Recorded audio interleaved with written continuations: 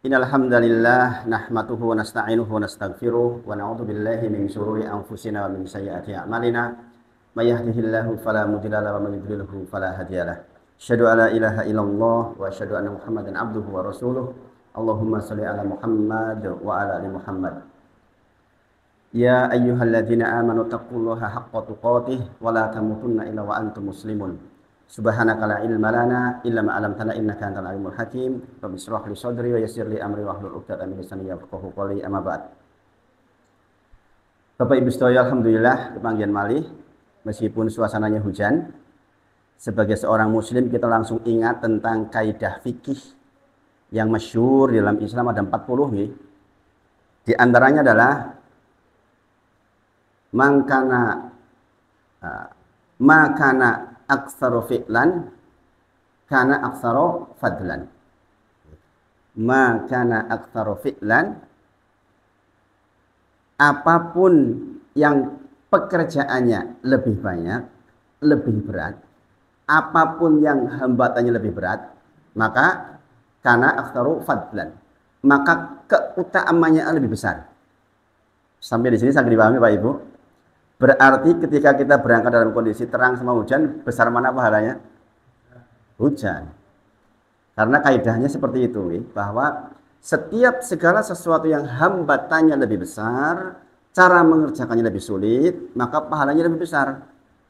Saya jadi ingat seorang jamaah yang dulu waktu saya pertama di sini ngantar ke sini. Namanya Pak Taufan. Malam ini saya ketemanan Pak Rinto. Ini tetangga Pak. Ini. Tetangga, jauh jauh sekali. Masya Allah, beliau tadinya mau bareng, cuma saya tadi ragu-ragu Pak. Jadi walaupun hujan jauh gini dari tempat saya nih, Masya Allah, semoga Allah rahmati beliau, berkahi beliau, jaga beliau insya Allah. Menjadi saudara panjenengan sekarang insya Allah. Jadi sekali lagi, makana aksara fi'lan, kana aksara fadlan. Apapun yang cara mencapainya lebih sulit, maka lebih besar pula pahalanya. Maka jangan kecil hati. Pak Taufan itu sering cerita ke saya, beliau itu jemput saya dalam seminggu itu bisa 5 kali Bapak Ibu semuanya. Jadi sebelum subuh itu sudah sampai rumah saya.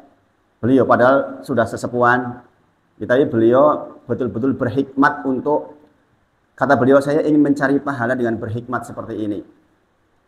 Jadi beliau itu orang yang menginspirasi untuk gerakan bersih masjid.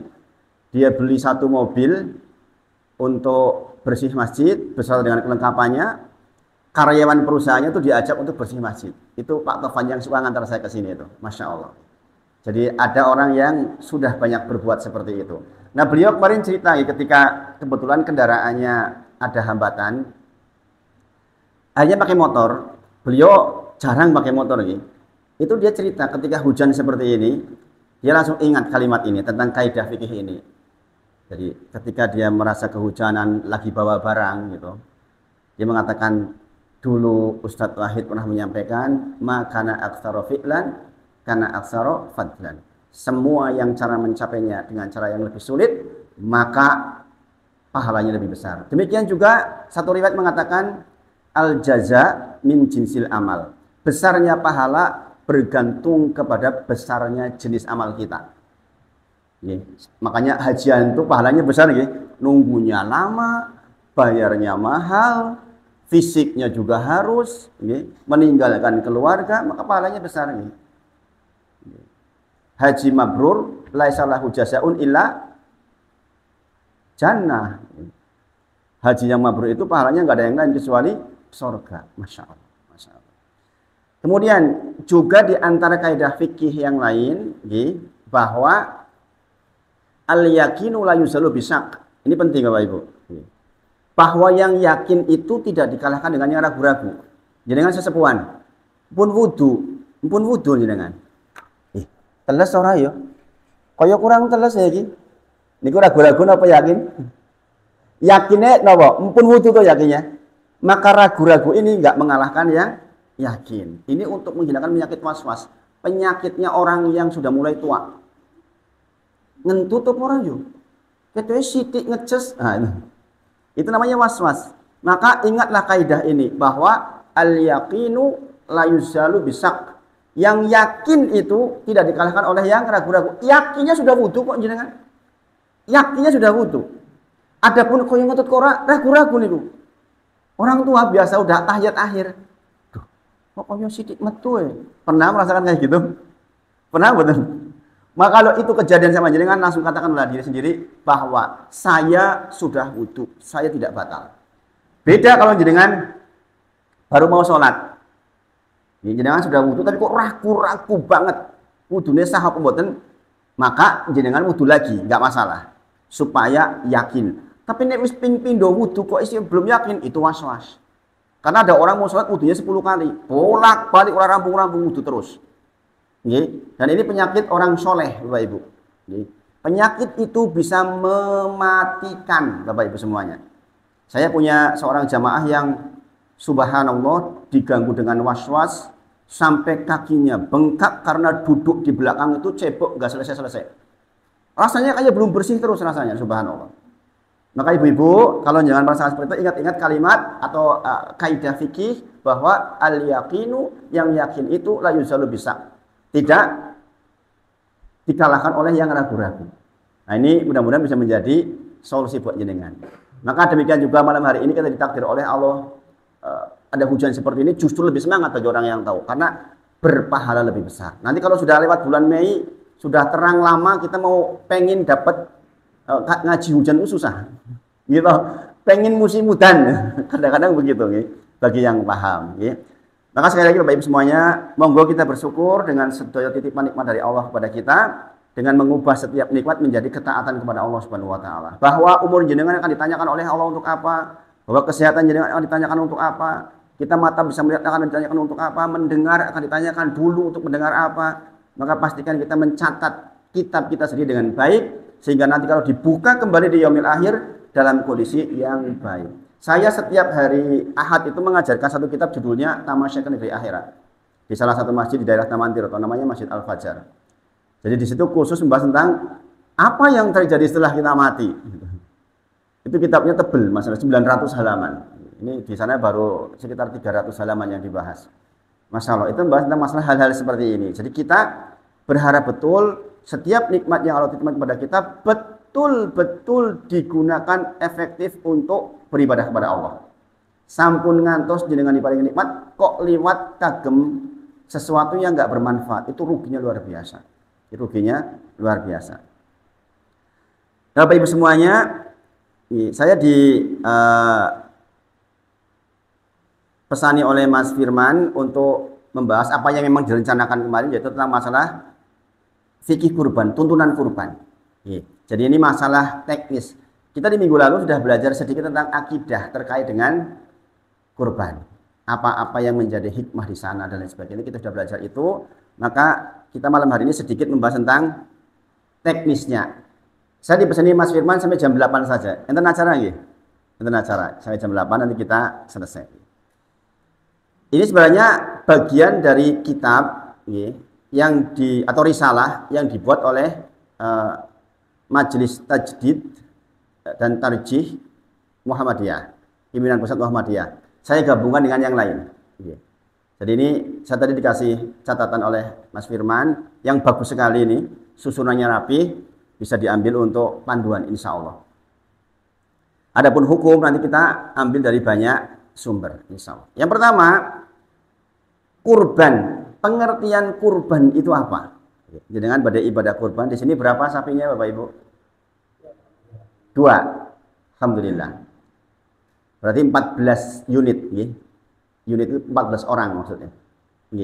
Kambingnya ada berapa? Baru satu. Masya Allah. Masya Allah. Ini nanti kan itu akan dilaksanakan di tanggal 10. Pas hari Jumat, Hari Jumat kalau nggak keliru, Hari Jumat. Tetap Jumatan, Di sini untuk Jumatan bukan? Untuk Jumatan. Jadi tetap Jumatan. Jadi yang menyampaikan bahwa ketika 2 hari raya datang di waktu bersamaan, salah satunya boleh dikalahkan itu lemah dalilnya. Maka tetap Jumatan. Resikonya berarti harus berhenti agak cukup untuk bebersih. Karena darah itu terkategorikan najis. Sehingga tidak boleh dengan sholat kecuali sudah bersih. Ustadz, bagaimana kalau waktunya mepet, enggak mandi besar? Mandi besar hukumnya sunnah. Yang penting bersih. Kadang-kadang yang ngurusi, kadang-kadang kan repot banget gitu di hari itu. Makanya, tapi kalau dua insya Allah sih enteng gitu. Kalau dua enteng. Di Masjid Gunung Sempu yang tadi bagi saya ceramah itu 7. Kita bisa bayangkan nyembelih 7 dalam satu hari. Makanya insya Allah kalau dua masih terjangkau untuk ditangani insya Allah.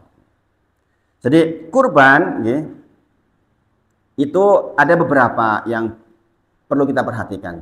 Secara definisi kurban adalah ismun lima yudbahu minal ibil wal bakori wal ghanam yauman nahri, adalah nama untuk menyebut hewan yang disembelih, yaitu unta, sapi, dan ghanam dan kambing pada hari nahar. Pada hari nahar. Sembelihan itu kan banyak Bapak Ibu nggih. Sembelihan jenengan sembelih untuk dagang saged. Ada jamaah saya yang di Gunung Sempu itu setiap hari itu nyembelih sapi. Setiap hari, karena dia pedagang daging sapi. Setiap hari. Setiap hari. Beliau itu mulai kerja jam 2 malam. Nanti sebelum subuh dia udah masukin ke warung-warung. Jadi dia tuh punya sebenarnya sekaligus dia mendistribusikan, Masya Allah. Masya Allah. Jadi setiap hari. Nah ini hukumnya sembelihan mubah. Adapun sembelihan yang namanya udhiyah atau sembelihan kurban adalah sembelihan terhadap minan na'ami, yaitu terhadap hewan ternak yang dilakukan di hari nahar, hari penyembelihan, yaitu tanggal 10. Kemudian apa perbedaan utamanya? Kalau kurban itu untuk takoruban ilallah. Jadi sembelihan terhadap hewan ternak yang dilaksanakan di tanggal 10 dan hari tasyrik 11, 12, 13. Sebagian mengatakan 11, 12 saja. Jadi ada dua pendapat, ada yang 11, 12 saja selesai maghrib di tanggal 12, atau ada yang berpendapat sampai tanggal 13. Tetapi yang paling afdol adalah tanggal 10. Sebab Aisyah radhiyallahu anha meriwayatkan tentang salah satu hadis dari Nabi Muhammad SAW tentang tidak ada amalan yang lebih dicintai oleh Allah di yaumin nahri, di hari nahar, min hiraqatid dam, dibandingkan dengan menumpahkan darah. Maka walaupun hari Jumat diupayakan tetap disembelih di hari itu. Karena kalau di hari yang lain nanti kehilangan keutamaan hadis tadi itu loh. Ingat-ingat, makana aksara fi'lan, karena aksara fadlan, nek luwih bot oleh nyembelih leh ngurusi dina Jumat sisan, maka pahalanya berlipat kan. Dan enggak setiap tahun jangan dapat seperti itu, ya enggak setiap Idul Adha itu datang di hari Jumat. Nah kalau datang di hari Jumat berarti Allah berkehendak untuk melipat gandakan pahala panjenengan, tinggal teknisnya yang difikirkan. Ngaten iki Bapak Ibu nggih. Jadi jangan wah dina Jumat wis setu wae nyembelih ben ora ribet mau ngadepi Jumatan barang, jangan ya. Hari Jumat atau penyembelihannya tetap di sini. Lughatan ismun lima yudbahu bihi yudahi bihi aw lima yudbahu ayami idil adha. Sama ini, berarti maksudnya adalah sembelihan yang dilaksanakan di hari Idul Adha. Kemudian sebagian juga ulama berpendapat dia adalah dzabahu. Ini dari tarjinya Muhammadiyah mengambil dari keterangan yang dua dengan definisi ini. Hiya dzabahu hayawanin, dia adalah sembelihan terhadap hewan mahsusin yang khusus biniatil, dengan niat kurbati untuk mendekat kepada Allah Subhanahu wa taala. Fi waktin maksusatin, di waktu yang tertentu, yaitu tanggal 10 maksudnya, sebagaimana definisi yang tadi. Au mayudbahu minan na'ami taqarruban ila Allah taala fi ayamin nahri, atau sembelihan terhadap hewan ternak yang dilaksanakan di tanggal 10, nama lain saja. Jadi sama nggih. Jadi ini dari tiga definisi ini kita bisa menyimpulkan bahwa yang disembelih adalah hewan ternak. Hewan ternak meliputi apa saja? Onta, sapi, kambing. Nah, bagaimana dengan kerbau yang di Kudus? Kerbau masuk sapi. Di Kudus kan bukan sapi. Di Kudus nggak sapi, nggak berani. Menghormati keyakinan sebelumnya. nggih. Maka di sana kerbau. Maka kerbau itu masuk dalam golongan sapi. Adapun banteng bukan, tidak masuk karena liar. Adapun kuda juga bukan karena bukan hewan ternak. Nggih. Maka walaupun jenengan kaya raya, aku tak nganggo kuda we ben ketok keren gitu. Tetap mboten angsal, mboten angsal. Atau aduh aku hari ini ketoke ora pati duit, tak nyembelih ayam 10. Angsal mboten. Enggak boleh. Karena ketetapannya adalah minan na'am, yaitu dari hewan ternak. Kemudian untuk ghanam, kambing itu ada dua macam nih, ada yang jada atau ada yang mais, kambing Jawa, atau do'en, yaitu kambing domba. Dua-duanya ini punya ketentuan yang berbeda. Kalau yang mais, kambing Jawa itu sebagian ulama berpendapat minimal 2 tahun. Kalau yang domba 1 tahun. Bahkan sebagian ulama membolehkan 6 bulan dengan beberapa syarat. Ada orang, ya Allah, pengen banget kurban, urung tahu kurban, subhanallah, tapi dananya mepet, nggak ada. Maka yang seperti ini dibolehkan batas minimal kurban, yaitu do'en, yaitu domba yang umurnya minimal 6 bulan. 6 bulan cilik ya. Boleh betina. Boleh betina. Ini mengukur orang yang pengen banget kurban yang dana jan mepet tenan.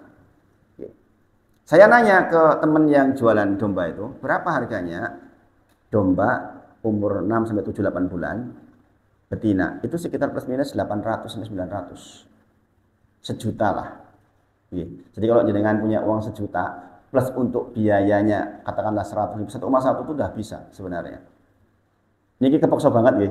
Kepaksa banget jenengan pengen banget kurban. Ini sebagian dari kita.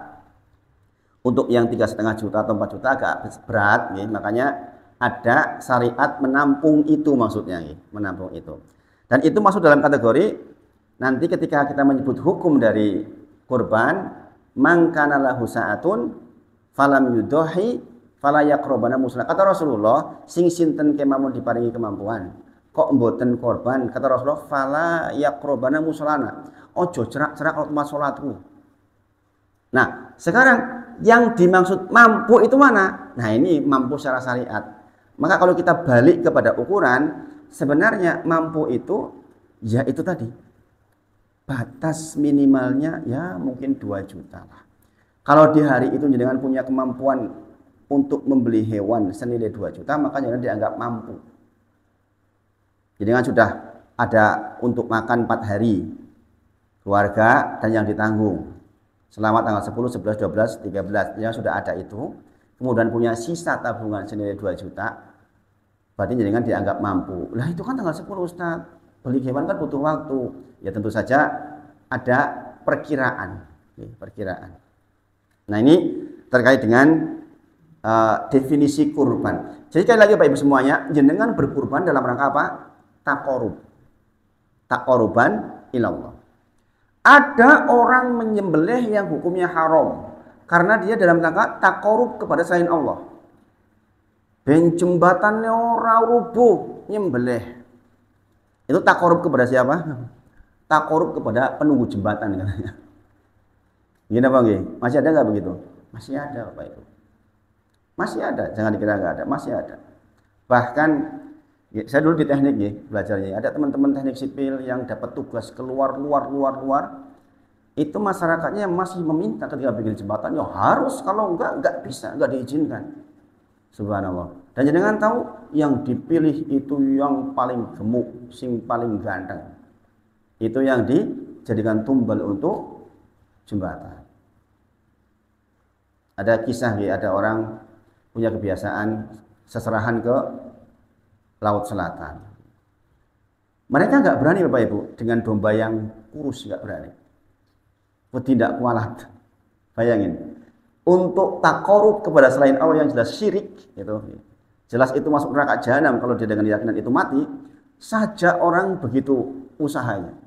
Maka kita yang taqarrub kepada Allah tentu saja harus optimal. Makanya nanti ada syarat-syarat terkait hewan yang boleh dikorbankan, yaitu tidak memiliki aib. Nanti kita bacakan insya Allah. Kemudian apa dasar hukum berkorban? Lah kok awake dhewe melaksanakan kurban? adalah diantaranya adalah surat yang jenengan apal banget, surat terpendek dalam Al-Quran, yaitu apa? Al-Kautsar. Inna a'toina kal kautsar fasholli li rabbika wanhar. Bapak Ibu semuanya perhatikan. Ini surat pendek tapi kandungannya itu dahsyat luar biasa. Ada kalimat inna a'toina kal kautsar. Wahai Muhammad, engkau tuh sudah diberi Kausar. Kausar itu salah satu sungai di surga nanti, yang itu dikhususkan untuk Nabi Muhammad SAW. Maka karena aku telah berikan sebuah nikmat yang besar, fasholli li rabbika wanhar.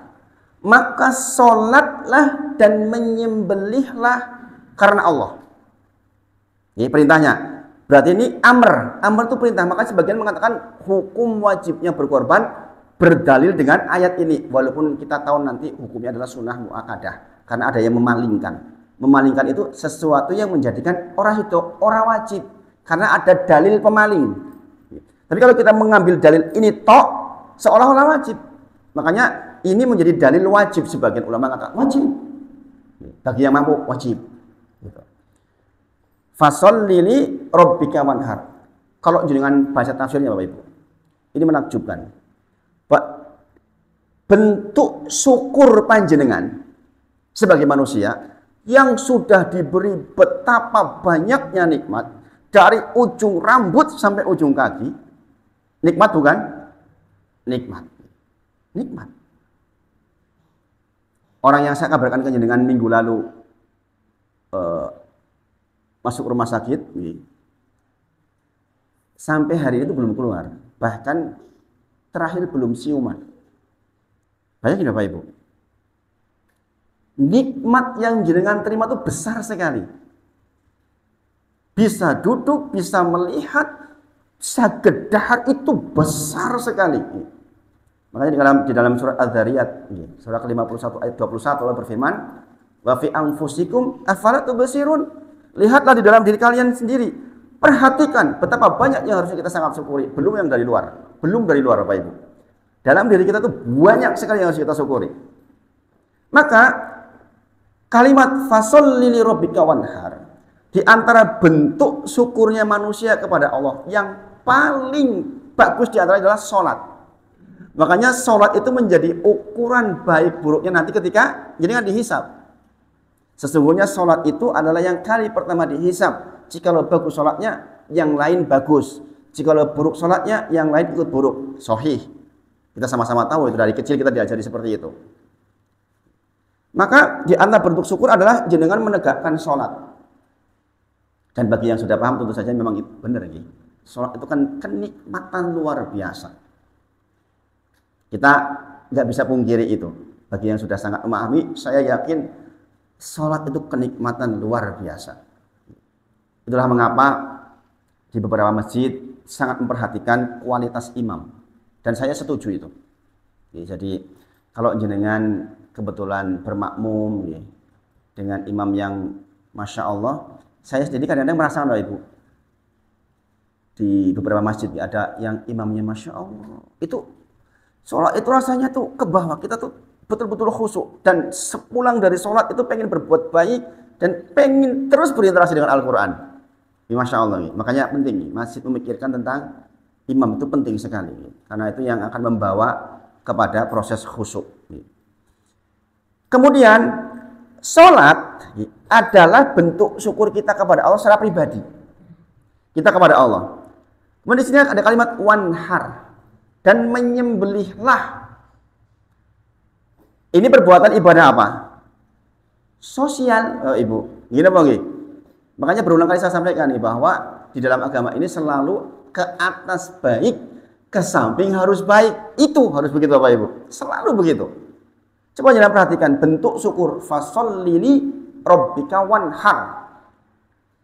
Ketika jenengan rapih sholatnya, maka rapih pula dalam hal berbagi.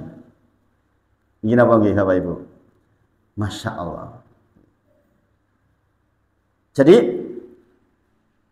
bayangkan, ini Allah sedang memberikan keterangan kepada Nabi Muhammad SAW atas nikmat yang Rasulullah SAW terima dalam bentuk telaga, dalam bentuk Al-Kautsar, maka kemudian Allah kalau kasarnya menagih lah, yo nek ngono wong kowe wis dikei nikmat, maka bersyukurlah kepadaku, yaitu dengan sholat dan menyembelih. Dan jangan tahu nggih, Rasul itu menyembelih ketika di satu waktu itu habis sampai 100 sembelihan, 63 kalau nggak keliru disembelih sendiri, sisanya oleh Ali bin Abi Thalib. Masya Allah. Kita satu. Nanti kita bahas, satu keluarga sebenarnya cukup satu. Tentu saja lebih dari satu baik, tapi minimal satu keluarga kalau mampu satu. Kambing misalnya satu. Kemudian di antara dasar hukumnya adalah Quran surah Al-Hajj ayat ke-36. Ya, nanti baca Quran surah Al-Hajj ayat ke-36. Wal budna ja'alnaha lakum min sa'irillah. Kemudian lakum fiha khairun. Jadi kita tadi diperintahkan untuk berkurban, ketahuilah untukmu ada kebaikan di sana.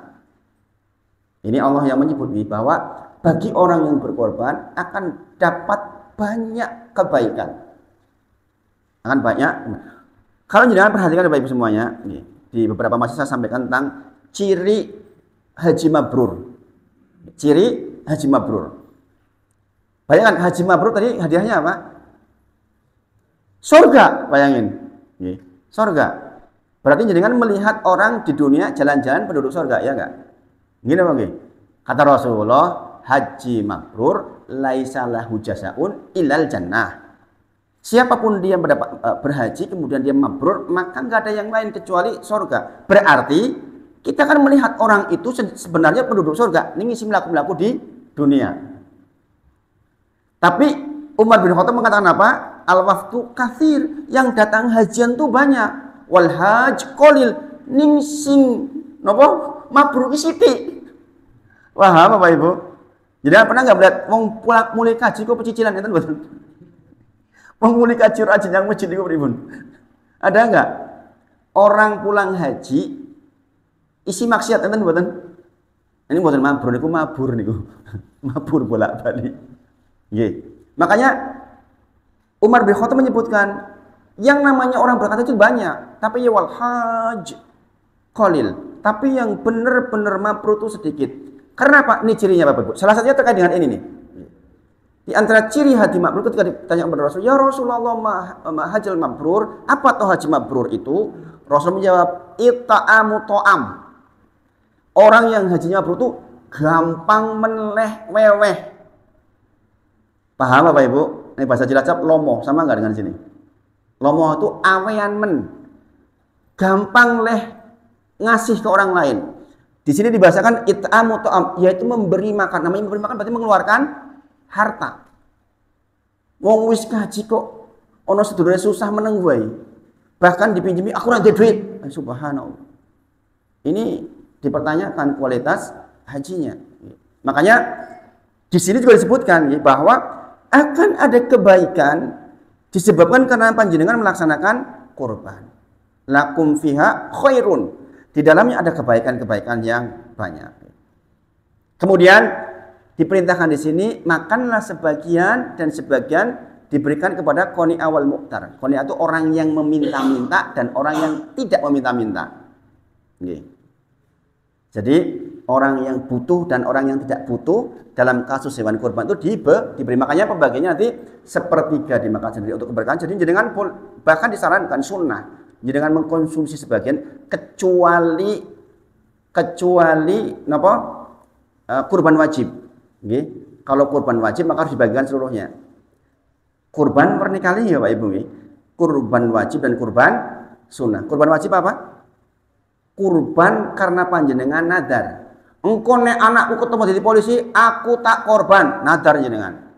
Maka hukum kurbannya menjadi wajib. Ketika kurbannya wajib, maka jenengan nyembelih enggak boleh jenengan ambil. Semuanya harus dibagikan. Beda jenengan kurban sunnah seperti yang jenengan laksanakan besok ini. maka sepertiga dimakan sunnahnya. Maksimal, ini saya katakan ini, maksimal sepertiga boleh dimakan. Artinya kalau kurang dari itu baik-baik saja. Minimal sepertiga untuk fakir miskin. Minimal sepertiga untuk fakir miskin. Maksimal sepertiga untuk dihadiahkan. Wong sugih, non muslim, angsal. Yang untuk sendiri maksimal sepertiga, untuk fakir miskin minimal sepertiga, yang dihadiahkan maksimal sepertiga. Ini berdalil dengan hadis dengan Quran surah Al-Hajj ayat ke-36 ini. Jadi jazakallahu Pak. Matur nuwun. Itu Pak ini. Jadi ini adalah dasar hukum melaksanakan kurban. Kemudian hadis dari Nabi Muhammad SAW sebenarnya banyak, beberapa saya ambilkan beberapa di antaranya, satu di antaranya, ketika Rasulullah setelah sholat Idul Adha kemudian menyembelih, kalimatnya ngaten, hada ani wa amman lam yuddohi min umati. Jadi suatu ketika Rasul itu pernah menyembelih, ini dariku ya Allah, dan dari umatku yang belum pernah kurban. Jadi panjenengan sebagai umat Nabi Muhammad SAW kepaksa mati urung pernah kurban, pun pernah dikurbankan kali Rasulullah. Ini dari hadis ini. Kadang-kadang Rasul mengucapkan hada minka walaka, ini dari engkau ya Allah dan untukmu, anni dariku, wa an ahli baiti, dan dari keluargaku. Ini menjadi dalil bahwa satu keluarga itu cukup satu.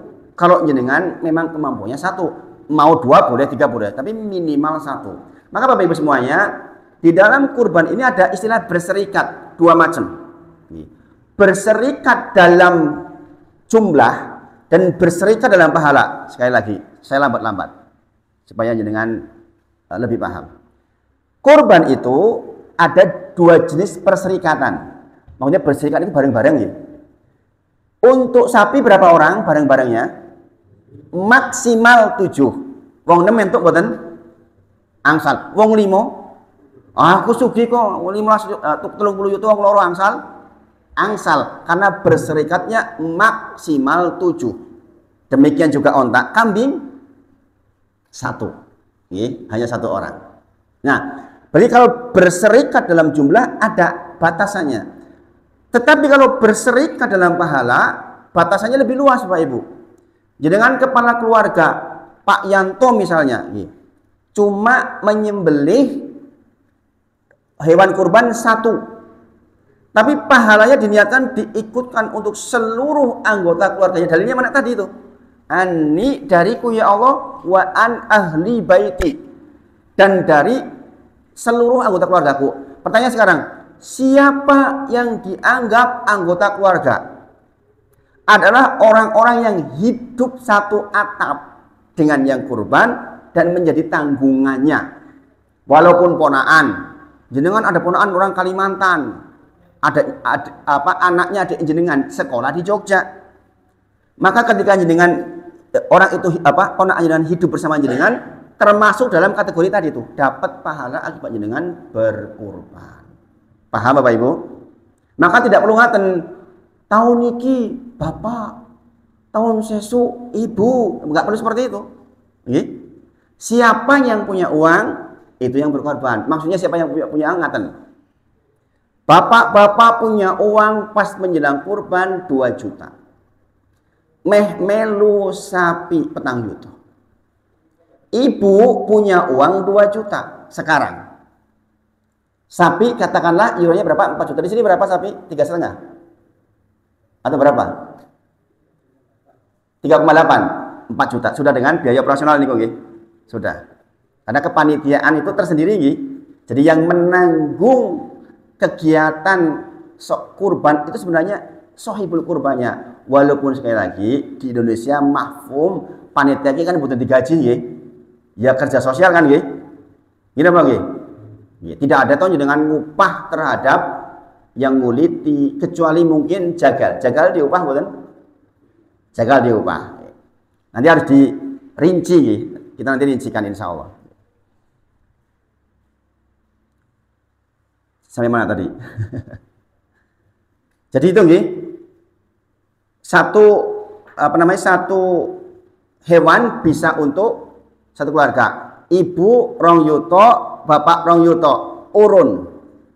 Urun, boleh enggak? Urun, boleh enggak? Enggak boleh Bapak Ibu. Kalau satu unit harganya 4 juta, di sini 3,8, 4 juta katakan, atau misalnya 3,8, bapak gadah arto rong yuto, ibu 1,8, uangnya masing-masing, ibu kerja sendiri, bapak kerja sendiri maksudnya. Maka ibu tuh harus menyerahkan uang 1,8 ke bapak, harus ada akadnya. Pak, niki arto ngen kulo kagem jenengan nggih, mungkin nggih tumbas nggih tumut kagem kurban. Paham Bapak Ibu? Karena sapi itu maksimal berapa orang? 7. Kalau jenengan tadi urunan berarti tadi jadi 8, nggak boleh Bapak Ibu. Paham?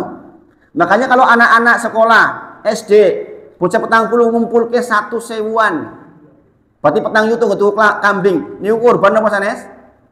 Bukan, itu latihan kurban. Latihan kurban tapi bukan kurban, karena kurban itu ada batasannya. Sangat dipahami sampai di sini? Sakit ya. Jadi walaupun ibu memberikan ke bapak, tapi pahalanya itu seluruhnya. Nah, sekarang terkait dengan larangan untuk kuku, motong rambut, siapa yang atas namanya? Berarti bapak. Sakit dipahami? Ibunya orang kudu melu. Aku orang melu potong rambut, aku melu kurban dari bapak. Bukan. Bapak tok yang dapat larangan itu. Sangat dipahami sampai di sini, insya Allah.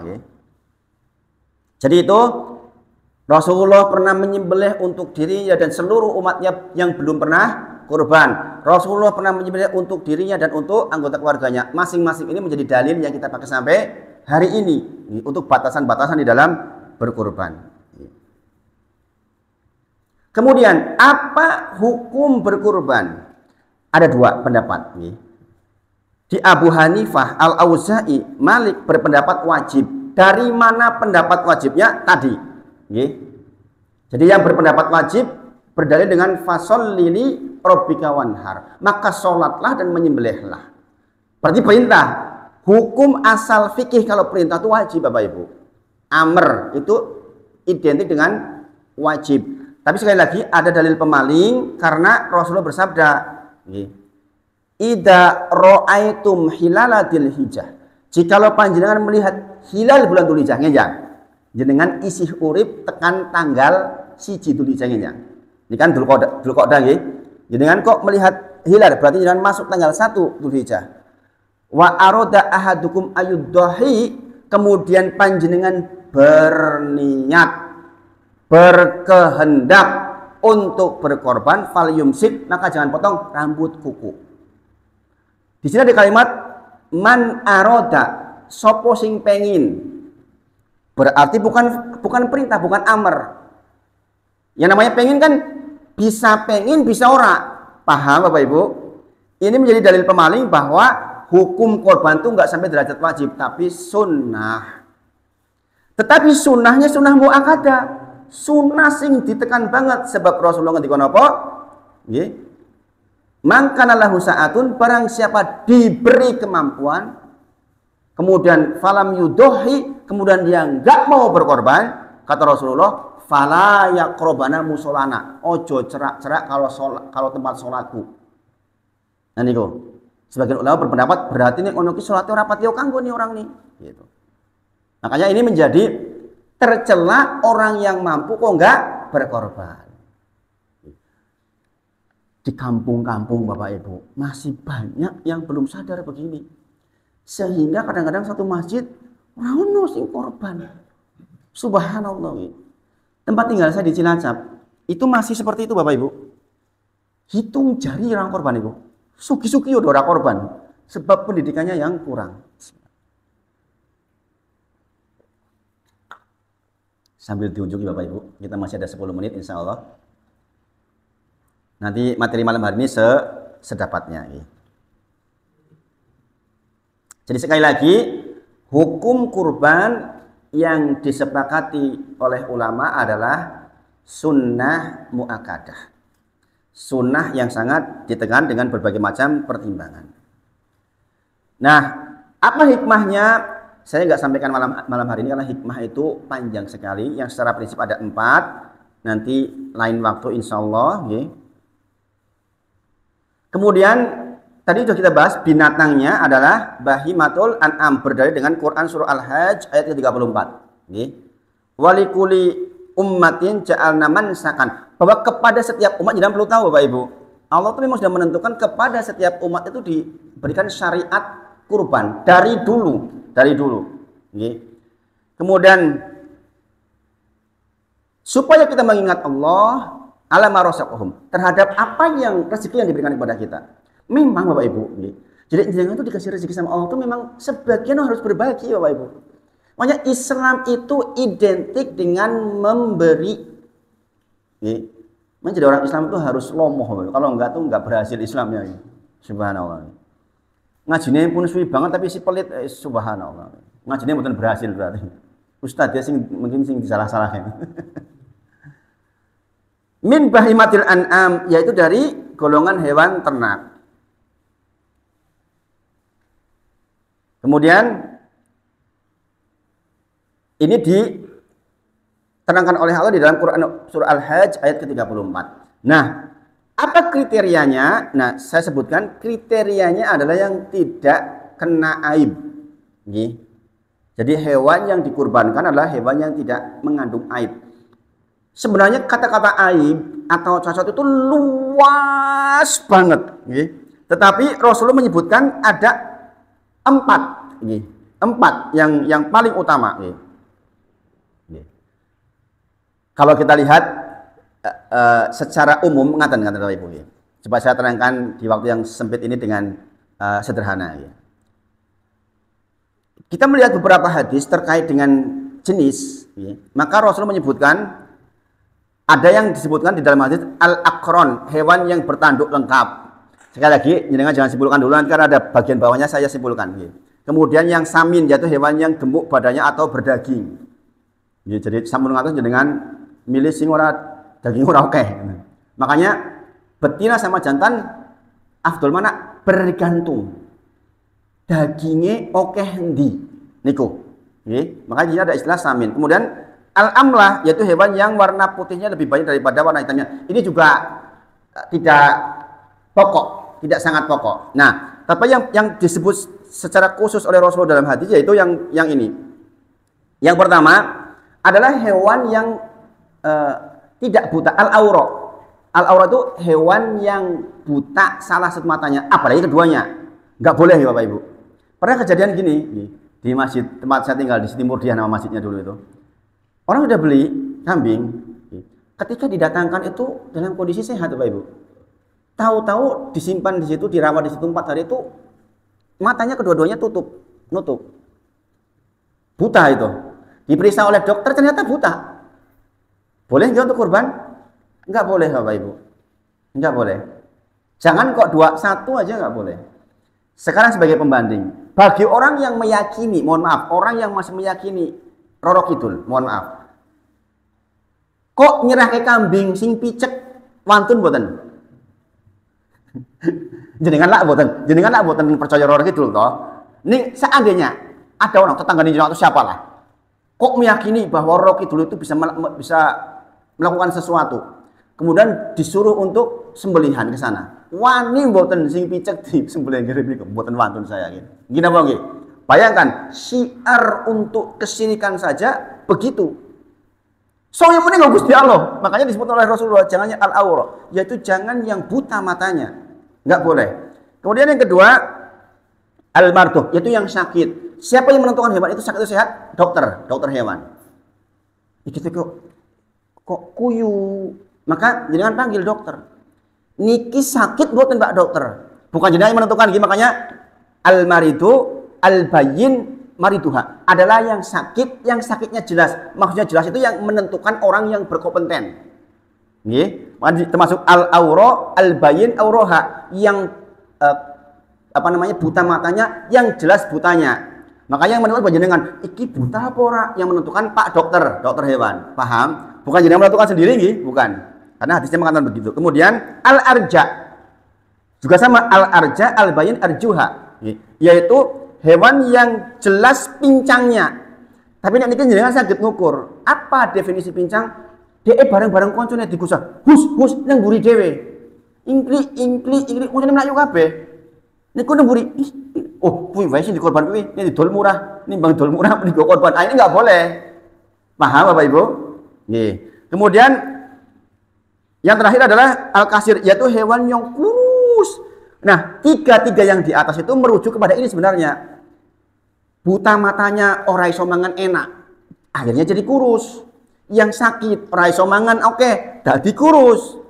Yang pincang koncone mangan oke, dia ketinggalan kurus. Maka sebenarnya intisarinya jangan yang kurus. Kalau di sini yang kurus sampai nggak terlihat sumsumnya, itu nggak boleh. Maka sekali lagi, jikalau syiar kepada kesyirikan saja orang semangat banget, sering saya bilang orang masuk neraka jahanam itu butuh biaya Bapak Ibu. Gini wangi. Nah, dengan seserahan naudzubillah ke sana, itu kan butuh biaya. Malah pilih sing paling apik. Kayak didandani sisan. Gini wangi. Orang pengen ke neraka jahanam ngagem biaya Bapak Ibu. Mohon maaf. Naudzubillah, orang berzina, kemana tujuannya? Neraka jahanam. Bayar mboten niku? Bayar niku.